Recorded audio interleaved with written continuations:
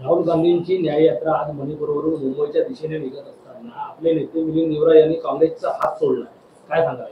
नाही, असं आहे की काँग्रेस मजबूत आहे तिथे. ती जागा जर आघाड्यामध्ये एखादी जागा सुटत असेल, तर मला वाटतं की त्यांच्या वडिलांपासूनचे काँग्रेसचं घराणं आहे.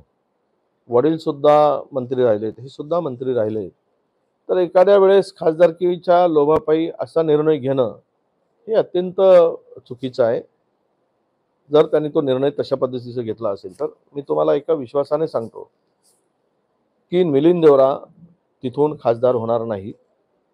तिथे जागेमध्ये वाटपामध्ये ती जागा शिवसेनेला सुटली.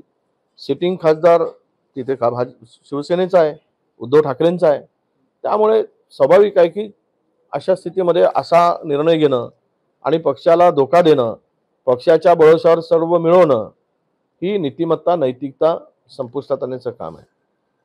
मला पूर्ण खात्रीने सांगेल आणि विश्वासाने सांगेल की मिलिंद देवरा तिथून जर जातील तर कदाचित तिकीटच मिळणार नाही, कारण भारतीय जनता पक्षाने त्यांचे भांडणं आहे. त्या भांडणामध्ये जर तिकीट मिळाली तर काँग्रेसवाले जिरो होतील आणि भाजपवाले जिरो होतील. मिलिंद देवरा पुन्हा संसदेत पोहोचणार नाही. तिथे 100% विश्वासाने सांगतो की असे प्रकार होताच कामा नयेत.